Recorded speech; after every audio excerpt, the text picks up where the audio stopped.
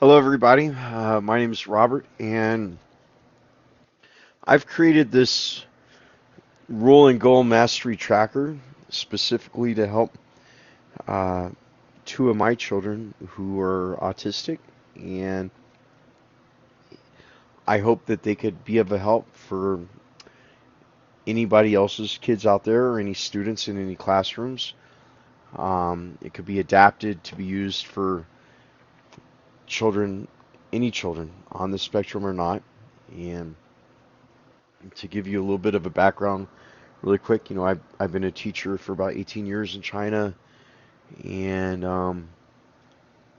like the U.S., I taught between 20 and 35 classes a week for all that time, summer or not. So I guess in the West it'd be like up in the 30 year or so experience range, and everything that I have, I've learned, and some great teams and great students, and I'm trying to put it all into this little worksheet. And a lot of the worksheets I make, I try to create modular activity designs and condense them into as as minimal as possible sheets for simplicity. Now,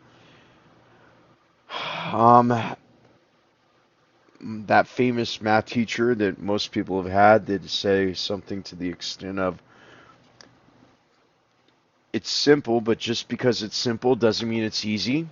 Well, this worksheet is quite simple, and it doesn't come with instructions or anything to be read in order to understand it. It's designed to be taught, and I think a lot of teachers out there recognize that no matter how often we've tried, talking the lesson doesn't actually work. You actually have to teach it. So that being said, let me show you how this works, and how you could teach it and use it with your students. Okay, first of all, rolling goal mastery tracker. There's not a lot to write up here, just the simple week number. But I want to point out really quick, what is the difference between a rule and a goal in this situation? Well, that's pretty simple. Goals are more generalized and rules are more specific. So in this example, you might want to talk, if we talk about handwriting. Handwriting encompasses a lot of different things, and if you have somebody that's dyslexic, one of my kids is dyslexic. I feel your pain. It's quite the challenge. But even without dyslexia, there's a lot of challenges. And one of my children in particular, um, on the spectrum, well, for him, keeping letters on a line, and I mean, you have to excuse me. I'm a little bit sick right now. I've got a cold. I'm quite congested, so bear with me here. But things like keeping letters on a line at all, or keeping letters at least lowercase to the midpoint of the line, or all the dynamics involved in what handwriting actually is. Well, improving handwriting is a general goal. You might want to say up here, well, hey, let's keep our letters on the line. That would be a rule. That would be specific. Okay, so that being said, rules are specific and goals are general. Now, as we look here, there's 6 rules and 6 goals. Um, I'd like to keep the rules and goals to a small amount, build a strong foundation, and stagger the effort a little bit. Don't overwhelm the students. As you say, the best way to eat an elephant is bite by bite, and these are our little bites of a big elephant. And 6, for me, I think is a magic number. As rules and goals get knocked out and mastered, you don't have to master them all in one week. They could be reused in the next week number. Um, Or if you're lucky, you could master them all, or you might regress. But I think 6 is a magic number.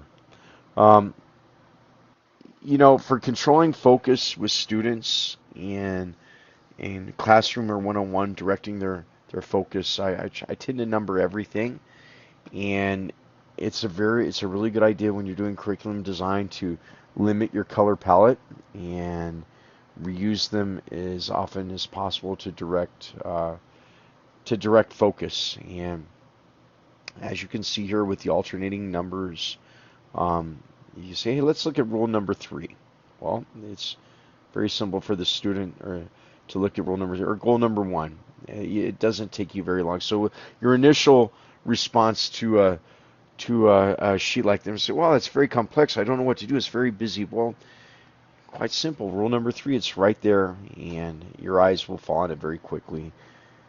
And that being said, and also if you look here at the alternating colors, there's all it's not an accident that these are alternating colors and the rules have a blue and the goals have a yellow. That's just for simplicity and focus, especially with special needs kids, but for everybody in general.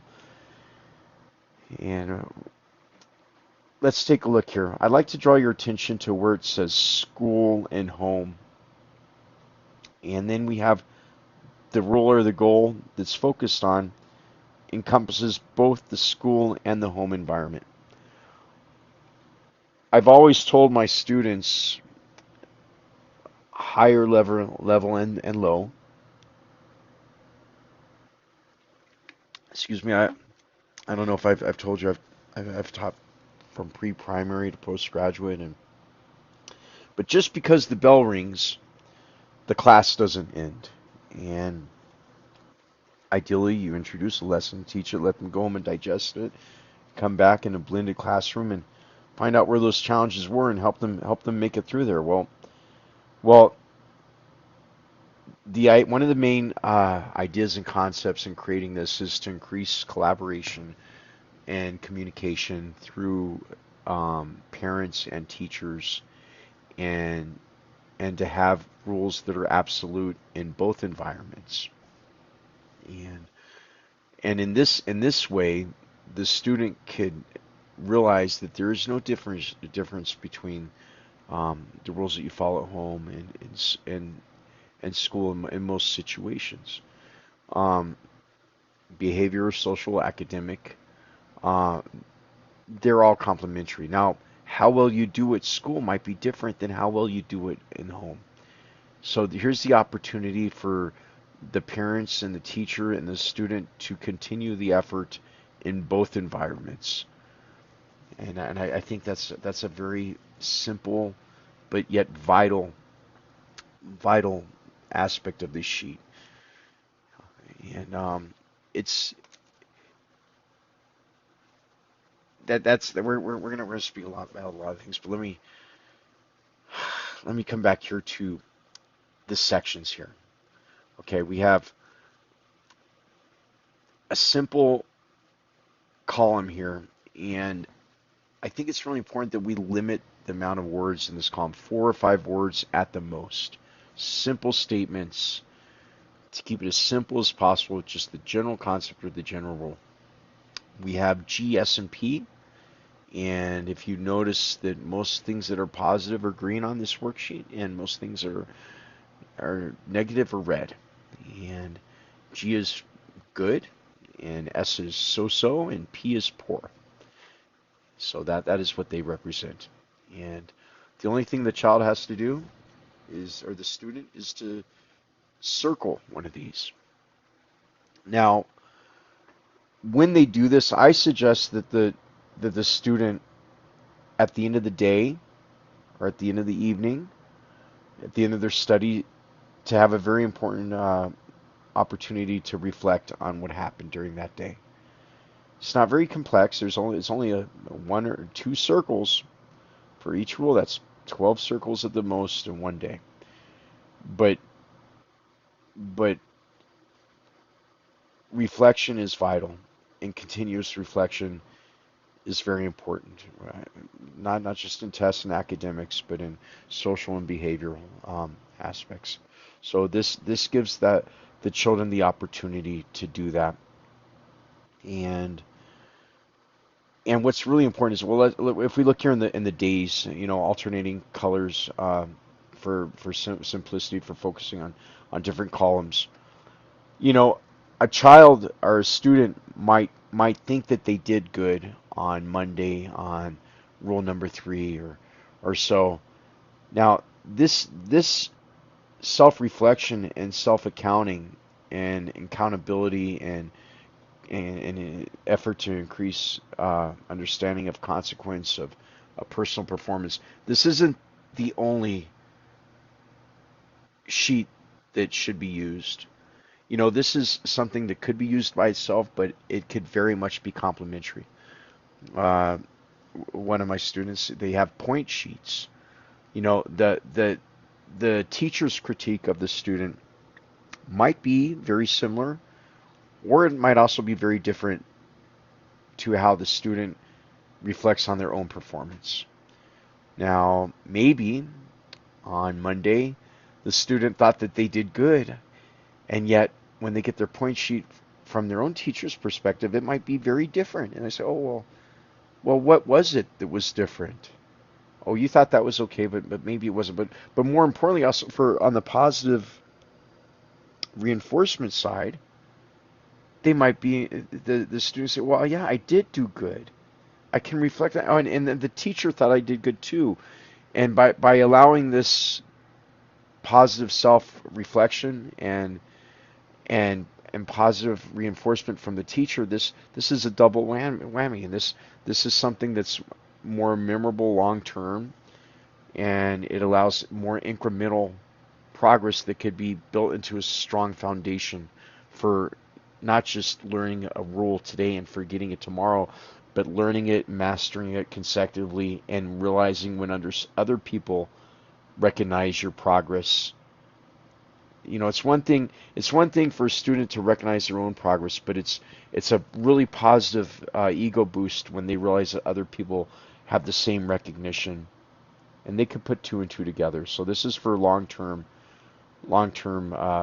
momentum is what the goal is here through both teacher and individual recognition. But in this situation right here, this is all about the student's personal reflection. Okay, so that's very simple. We have rules here and we have goals here, and keep them short, keep them simple. Over here in the mastery section, you know, the student's going to have to look back and they're going to have to think about, did I master this rule? Well, I suggest you let the student make this decision. And you might want to have a talk about it. You might want to say, well, wow, you did good. How do you feel about this? Do you think that you've done this? Really? Well, I don't know. Are you sure you had a problem 2 or 3 days? I think you might be able to do a little bit better next week. You want to try to keep this. So this is very much allows communication and collaboration and self-reflection between the student and the parent and the teachers, all within one section here. This is 7 days of reflection within a small quarter of a piece of paper. And with the green being positive, yes, you did master, no is negative, or did you regress? And here we see the yes is red, so that's negative. So that's very, very simple for most students to understand the color coding and subliminal, recognition there. Now, as we come down here, I'm gonna come back to these here, but let's look at this activity. So this is multiple activities. The reflection is one activity. The weekly reflection is another activity. The decision and the discussion is another activity. So there's 3 different activities on here that have no instructions on how to use. Hence, I feel myself from the design point that they're self-explanatory, but I hope this video helps to illustrate that for anybody that's looking at this and wondering what the heck is going on here. Now, as we come down here, though, to the section activity, I call this the focus bank for discussion and reflection. Okay, we have, not by accident, we only have 6 terms in here, just as though we only have 6 goals and 6 rules. Okay, um, trying to keep it simple. You know, really quick. This is very similar to goals. Okay, now most teachers, I think, realize that you could cover the same topic multiple days, but you're not going to use the same classroom activity to cover that topic. You're going to use a variety of approaches, both some analytical, some more creative, different learning styles to cover the same topic. So this is the ability to review and associate all the rules and all the goals in just a different approach. And let me explain how this works here. You might want to ask the student, and I really suggest that you interrogate you as much as possible, whether it be a positive situation in which you're providing positive reinforcement, or whether something happened that was a challenge, and whether it be a way to analyze what happened. So you can say, hey, you know what? One teacher might say, or one parent might say, hey, how's your organization going? Can you tell me which one of these things might help you reach the goal of being more organized? You want to be more, how are you going to be more, improving? Oh, that's right. I think you're right. What, you did do that well. Can you tell me what you've done? And if you give the student a chance to speak, most students, after they get their confidence up, they like to give the presentation. They like to be the storyteller. And by allowing to do that, they're subconsciously reviewing their own rules in a different way without realizing, hey, I'm being punished, or I'm working on this, or they're not going to get sick of working on the goals or rules when they get to explain in a non-direct way what they're working on. So this is to keep them fresh. And you might want to say, you know what?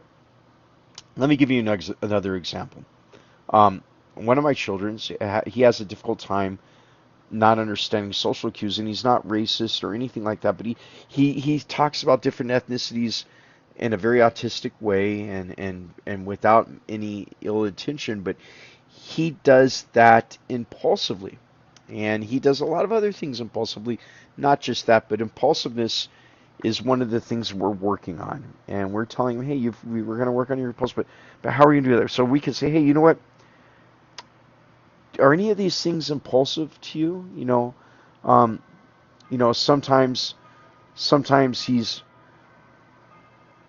not calm, and he's not patient. He does things impulsively. He says, "Oh, I wasn't calm. That I think I was impulsive." Or, you know what? I just said this, and he does things for shock value, and he didn't think about it. So, but you're not going to say that as the teacher.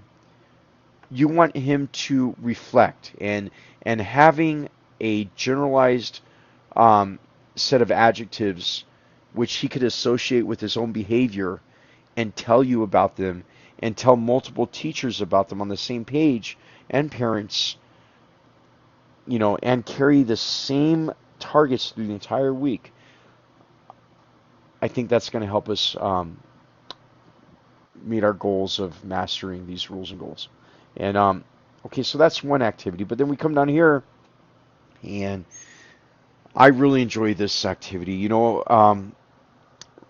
Especially for higher level or mixed level classes, quotation interpretation. Oh, that's a fun activity. And the way this works is, I search. You could search Google or search whatever your favorite search is, and say search for motivation goal quotes, motivation rule quotes. Choose 2 that are witty for you. And the way that this works, I'm going to, and forgive me, I know there's a lot of teachers, I'm sure, that understand how to do this activity. So, but let me just illustrate it, just to be thorough. Um, Rules are for the obedience of fools and guidance of wise men. Well, you walk through the quotation. You first say, "Hey, can you read that for me?" Wow, that's great. Can you say that loud? Okay, wow. Can you tell me what does obedience mean? Can you give me an example of that? Okay, and what is a fool? Okay, and what is the guidance of what guidance? Guide dot. Oh, you're right. And what is why? Okay, great. Well, and can you read this one for me? Okay, that's great. So allow them to read and present to you what that is, and then go into say, well, you know what? A year from now, you may wish you had started today. I have one of my children that's studying for the AP English Literature exam, and he actually, I told him a year ago, hey, you should start studying right now. It's pretty rough, and he's getting towards the exam, and he tells me the other day, oh, I wish I did start studying when you said, and now he's got to cram a little bit, and allow them to relate to the quotation to their personal struggle or what they're working on. You know, another one of my children says, oh, you're a teacher in China and it's different in America. They have more rules and they're more strict and okay, well, some people might say in this quotation, how does that relate to what you said before? Um, well, foolish people they look at a rule as a chain of it must be obedience, but the wise people they're looking at that as a map and a guide and allow them to understand that. And you know what? For different level students, you could go into depth. You could keep it simple for a student that doesn't that's not that high level. And you could, for high level students, you could take quotation interpretation to the next level. So it's very dynamic and it's a great activity. This is a 10 to 15 minute activity. Um, this is probably a 5 to 8 minute activity, and it's good to keep an eye on the time. And now that's the second. Now the third activity here is, and this I think is very important. You have 7 days during the week for them to really self-assess what's going on and let them look for a quotation. And let them look for a quotation about rules. And the only rule is every week there must be a separate quotation. And allow them to write it. And then after they write it, the most important part is and I would suggest not to. I mean, you could focus on grammar if you want to, but that's not the purpose. So you could. I would suggest you not focus on grammar and handwriting, but focus on let them present their findings. Let them explain to you what the quotation that they found means to them verbally.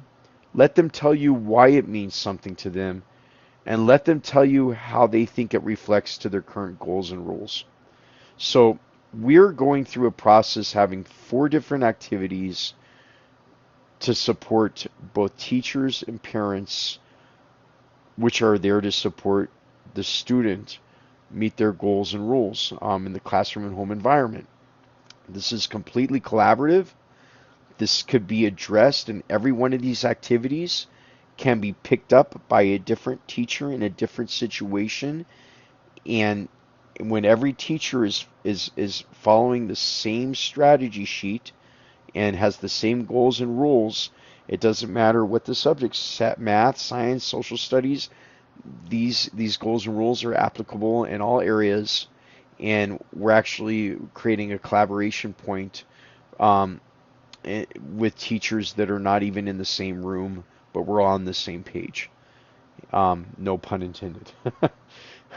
Now, now let's go back here to the next page here. 2 pages for a whole week. Well, I suggest printing this duplex front and back. Um, I put 9 here, nine rows, and by all means, this doesn't need to be filled out completely. Now, 9 is simple. Let's keep it simple. Every teacher has the opportunity for 3 suggestions in 1 week. Now, in the real world, if every teacher was trying to teach a student 10 different rules and there's 7 different classes, that's 70 different rules. And for somebody in this situation on the spectrum who's making slow progress and needs to stagger the rule sets, this is very vital. I would like to reiterate, keep your suggestions to 4 to 5 words at the most. Okay, small phrases. Remember, they're going to end up here. Small phrases, simple phrases for your rules or your goals. Let me introduce to you really quick what the key is, what the terminology is. We have R and G. Believe it or not, R is for rule and G is for goal. Circle one or the other. And a teacher could even suggest a focus bank adjective. So all the teacher has to do is write 4 words, 4, 8, 12, 12 words at the most or so, and circle one item. 3 circles and 12 words in a week. If a teacher doesn't have time to do that, then something's wrong. It's very but wait, there's more than meets the eye here, and this is very important. I don't want it to be overlooked. Well, before I tell you about it, let me H for we have H and we have N. H simply means high priority, and N means a normal priority. So when the next week comes on Sunday evening, when this is created at home, um, I will look at, and or my wife, we will look at what is the high priority goals, and we will look at what the student is mastering, and we will switch some of these out, and we will put the high priority goals here. We'll have a mix of high priority and normal. But this is what I was trying to tell you is really important before too. You know, teachers are very busy and students are very busy and parents are very busy, but when the teacher looks at the back of the sheets, they could quickly, at a simple glance, see the other rules and suggestions that the other teachers have provided or the parents have provided. And more likely than not, you'll find that everybody is once again on the same page. And it might be a teacher, well, this, if a teacher said, well, I agree, I'm going to give the same suggestion that this teacher gave, then that's showing the student or the parent that we need to emphasize this point here, and that will allow the student to emphasize it and reflect on it through into all the activities I described on the first page. So, and by doing so, you realize that you're having a meeting of the minds. It might not be real time. It might not be everybody in one room per se, but it is everybody on one page, and the suggestions are clear, easy to access, simple to digest, and easy to be proactive on. And going through a process in which you would have to play telephone with your child, and lucky if you ask the right question to find out what is the struggle where, well, you'll find out the struggle could be universal and the reflection should be universal too. And the goal is to get a positive momentum going, in which the student can have a self-recognition of their own progress and self-critique when they're not making the progress that they want to make. Um, this is the second time I made this video, and I made it originally, didn't record right. I'm quite sure the first presentation was a little bit better, but I think it's dynamic and I think it's simple, and I will link the ODT file. I use LibreOffice Writer. I use Linux.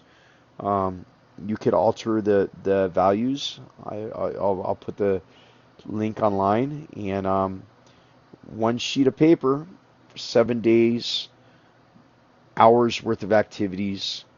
Um, I think it's quite efficient, and I look forward to collaborating with everybody, and I hope it helps out there. If you have any questions, please send me an email.